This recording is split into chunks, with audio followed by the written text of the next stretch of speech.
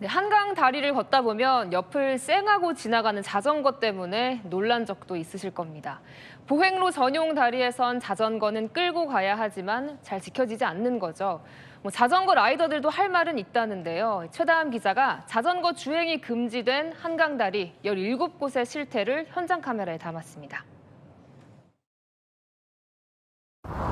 지나갈게요. 네? 급정거는 기본, 스쳐 지나가는 건 덤, 무단횡단까지 하는 이곳. 한강 다리 위의 얘기입니다. 자전거가 줄지어 달리는 이곳.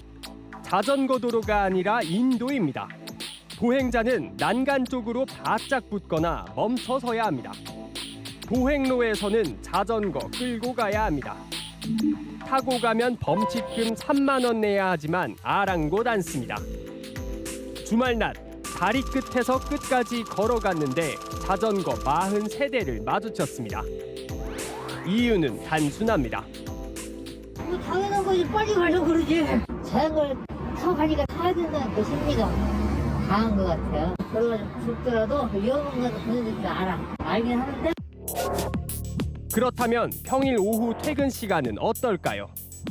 200m 옆에 자전거 탑승이 가능한 광진교가 있지만 굳이 이 다리를 고집합니다. 늘 다니던 길이야. 일부 다리의 문제일까? 자전거 탑승이 불법인 다리 17곳을 모두 가봤습니다. 예외 없이 불법 주행이 일상화돼 있습니다. 걷는 시민들은 식은땀이 납니다. 깜짝 놀란다 생각을 타게 되면은 거리는 경우가 있고 넓은 데가 아닌데 쌩 하고 지나가다 보면 여기 좀 쏠리는 경우가 있어요. 보행로 폭은 1.3m. 두 명이 나란히 서면 꽉 찹니다. 자전거 라이더들도 할 말이 있습니다. 길이 1km가 넘는 다리 위에서 자전거를 끌고 가기 힘들기 때문입니다. 출근길이다 보니까 여기까지 가면 한 30분 걸리는데 조금 난이도가 있죠. 뭐 끌고 다니라고 얘기인데 지금 이 거리가 뭐 짧은 거리가 아니잖아. 25분 이상 다니겠어요. 한강엔 다리가 32개 있습니다. 이 중 자전거 탑승이 가능한 다리는 6곳뿐. 자전거 도로를 더 만드는 건 안 될까? 좁아서 보통 한 2m가 안 돼요. 보도 폭이 협소해가지고 자전거 도로 설치가 어려운 것으로 자전거 통행을 고려하지 않고 다리를 만들다 보니 통행 공간을 넓히면 그만큼 도로가 좁아집니다. 나만 편하면 그만인 자전거 탑승, 그리고 자전거 수요 예측 없이 만들어진 한강 다리. 그 위에서 보행자들의 안전이 위협받고 있습니다. 현장 카메라 최다함입니다. 지나갈게요. 당연한 거지, 빨리 가려고 그러지. 자전거를 타고 가니까 타야 된다는 그 심리가. 넓은 데가 아닌데 쌩 하고 지나가다 보면 25분 이상 다니겠어요. 늘 다니던 길이야. 현장 카메라 최다함입니다. 네, 한강다리를 취재하고 온 최다함 기자 나왔습니다. 어서 오세요. 안녕하세요. 최 기자, 끼익 소리 내면서 다 옆을 지나가더라고요. 좀 위험하진 않았나요? 네, 제가 한강에서 취재를 하니까 좀 위험한 상황이 좀 여러 차례 연출이 됐습니다. 제가 PD님이랑 같이 걸어가는데요. 뒤에서 따릉이로 또 몰고 가는데 경적을 울리면서 좀 비켜달라라고 얘기를 했습니다. 그러면서 바로 제 앞까지 딱 끼익 소리를 내면서 멈춰서는 그런 상황이 여러 번 좀 연출됐습니다. 거의 이제 부딪히기 직전까지. 네, 부딪히기 직전에 한 50cm, 한 30cm 앞까지 네. 딱 왔었습니다. 워낙 그 길이 좁더라고요, 보니까. 그래서 두 명이 동시에 지나가기에는 힘들어 보이던데. 네, 특히 양화대교 같은 네. 경우에는 폭이 130cm밖에 안 되거든요. 보행로 폭이. 그래가지고 성인 남성 네. 두 명이 이렇게 나란히 걸어가면 꽉 차는 정도였습니다. 그래서 특히 그곳은 좀 더 위험해 보였습니다. 이렇게 보면은 자전거를 타고 가니까요. 그냥 무단횡단도 하시고 길이 빨간불이 있는데도 그냥 자전거 타고 휙 지나가시더라고요. 너무 위험하지 않나요?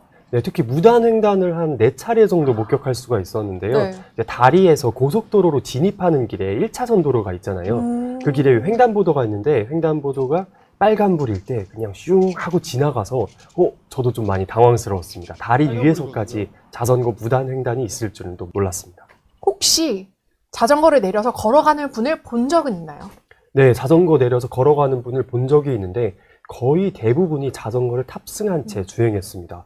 내려서 걸어가는 분은 한 20% 정도에 오. 불과했던 것 같습니다. 아, 한 몇 분 정도 자전거를 타고 지나가던가요? 꼭 네. 보면은 최다은 기자는 잘 세던데. 네, 네. 제가 또 이번에도 세봤는데요. 네. 제가 행주대교 같은 경우에는 한 20분 정도 걸어갔는데 43대의 자전거가 저를 지나쳤습니다. 꽤 많은 자전거가 좀 정말 지나쳤습니다. 많네요. 네, 주말 시간이다 보니까 라이딩을 하는 분들이 행주대교를 건너갈 때 네, 저를 또 마주쳤습니다. 아니, 근데 왜 이렇게 내려서 끌고 가지는 않는 거예요?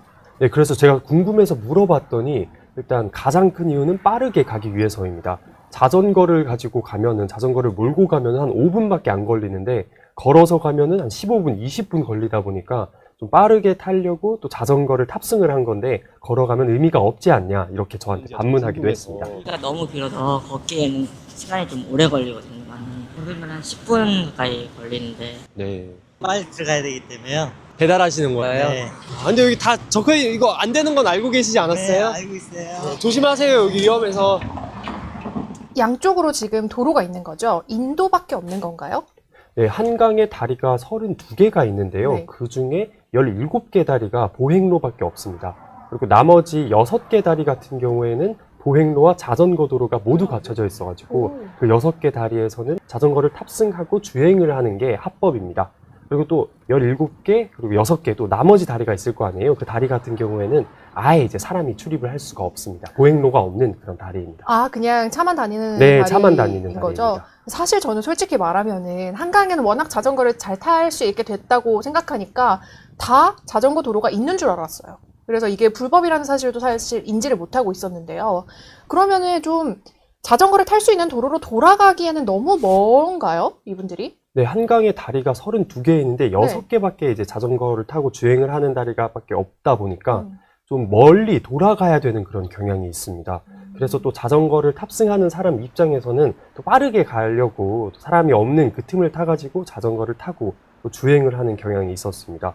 그리고 또 일부 다리 같은 경우에는 천호대교는 자전거를 탑승하고 가는 게 불법이고 네. 바로 200m 거리에 있는 광진교 같은 경우에는 자전거를 탑승을 할 수 있게 자전거 도로를 마련을 해놨거든요. 네. 2009년에 원래 4차선 도로였는데 양쪽으로 1개 차선을 줄이고 거기에다가 자전거 도로를 또 만들었습니다. 아, 차선을 줄였군요. 네, 그래가지고 천호대교 같은 경우에는 안 되지만 광진교 같은 경우에는 가능하니까 많은 분들이 광진교를 통해서 통행을 했는데요. 그럼에도 불구하고 또 일부 자전거 라이딩을 하는 그런 자전거 운전자분들은 200m 가기가 좀 귀찮아서 천호대교를 또 이용을 하는 그런 경우가 또 있었습니다. 그럼 뭐 끌고 다니라고 얘기는 됐지만 이 거리가 뭐 짧은 거리가 아니잖아.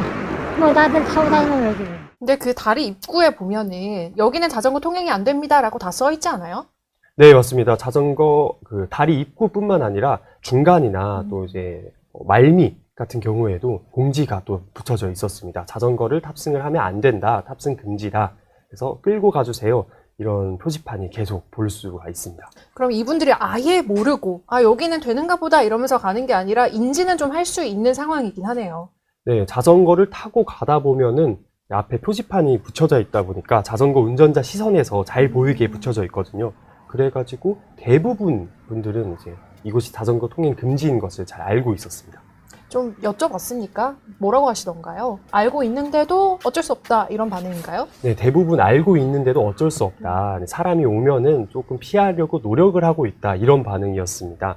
타고 가니까 타야 된다는 그 심리가 강한 것 같아요. 끌고 가기보다는. 끌고 가기보다는 거리가 좀 좁더라도 위험한 건 분들이 또 알긴 하는데. 보행자가 보이면은 천천히 가는 분들도 있었는데 또 상당수 라이더분들은 좀 속도를 줄이지 않고 또 지나가는 그런 경우도 있었습니다. 그래서 좀 위험해 보이기는 했습니다. 실제로 사고가 난 경우는 없나요? 네, 그래서 제가 경찰에 물어봤는데 네. 매년 꾸준히 이제 사고가 발생하고 있다고 했습니다. 보행자와 자전거 간의 추돌 사고가 있다고 합니다. 사실 자전거랑 추돌하면은 많이 아프고 진짜 위험할 수 있거든요.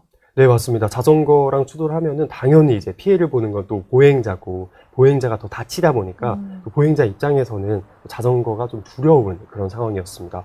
그래서 또 주객이 전도됐다 이렇게 볼 수가 있는데요. 보행로여서 또 사람이 또 걷기에 편하게 만든 게 또 보행로지 않습니까? 그쵸. 그런데 또 자전거가 주행을 하다 보니까 자전거를 피하기 좀 바빠 보였습니다. 걷는 시민들도 많이 놀라겠어요. 네, 제가 보행자 인터뷰를 했는데 많이 놀라고 또 위험을 또 느꼈습니다. 특히 양화대교 같은 경우에는 차도와 인도를 가르는 그 난간이 있잖아요. 난간이 이제 허벅지 높이거든요. 그래서 낮네요. 네, 매우 낮습니다. 그래서 자전거가 올 때 네. 어떤 시민 같은 경우에는 네. 자전거가 올 때 피하는데 피할 때 좀 난간 쪽으로 이렇게 기울어져 가지고 좀 휘청거렸다 이런 얘기도 했습니다. 근데 옆에는 자동차가 쌩 지나가고요. 네, 옆에는 자동차가 매우 빠른 속도로 지나가서 정말 좀 사고의 위험성이 좀 있는 곳으로 보였습니다. 여기 아니가 그렇게 넓은 데가 아닌데 쌩 하고 지나가다 보면 이렇게 좀 쏠리는 것 같았어요. 그분 같은 경우에는 또 러닝을 자주 하는데 러닝을 할 때 이어폰을 꽂고 많이 러닝을 하잖아요. 그렇죠. 근데 폭이 130, 140cm 정도밖에 되지 않다 보니까 러닝을 할 때 뒤에서 경적을 울리는데 이어폰을 꽂고 있어가지고 경적 소리가 들리지 않아서 좀 더 위험한 상황이 더 많이 연출이 됐다 이렇게 얘기했습니다. 사실 앞에서 오는 건 보이지만 뒤에서 오는 거는 보이지도 않잖아요. 네, 경적이 울려야지 인지를 할 수 있는데 이어폰을 꽂거나 또 다른 통화에 뭐 이런 거를 집중하는 그런 보행자 같은 경우에는 잘 들리지가 않아서 또 사고의 위험성이 좀 커 보였습니다. 근데 애초에 여기에 자전거 도로를 좀 설치했으면 안 되는 건가요? 네, 자전거 도로를 설계를 할 때부터 설치를 했으면 또 가장 바람직하죠. 그렇죠. 이런 문제가 생길 리가 없는데 네. 이제 보통 다리 같은 경우에는 뭐 70년대부터 90년대까지 이렇게 많이 지어졌는데 그때 당시에 한강 다리를 설계할 때는 자전거 도로를 아예 이제 고려를 하지 않았습니다. 그때는 생각을 못 했군요. 자전거 네, 타는 사람도 많이 맞습니다. 없었고. 그때 당시에는 자전거 타는 거는 동네 내에서의 이동수단 혹은 이제 좀 오락거리 이 정도로 생각을 해가지고 네. 또 먼 거리를 이동을 하는 수단으로 고려를 하지 않아서 설계를 할 때 애초에 자전거 도로를 넣지 않았습니다. 그렇다 보니까 보행로만 존재를 하고 자전거 타는 입장에서는 이 보행로를 갈 수밖에 없는 그런 좀 상황에 놓이게 된 겁니다. 혹시 여기에 추가로 자전거 도로를 설치하게 되면 어떻게 되는 건가요? 네, 자전거 도로를 설치를 하는 거는 좀 쉬워 보이지만은 제가 서울시에 물어보니까 네. 좀 현실적으로 좀 어렵다고 합니다. 그게 두 가지 이유인데요. 첫 번째 같은 경우에는 차도를 좀 옆으로 옮기고 차도 위에서 자전거 도로를 설치를 하는 방안이 있습니다. 그렇게 되면은 바닥을 다시 다져야 되고 난간, 차단막 같은 경우에도 좀 옆으로 옮겨야 됩니다.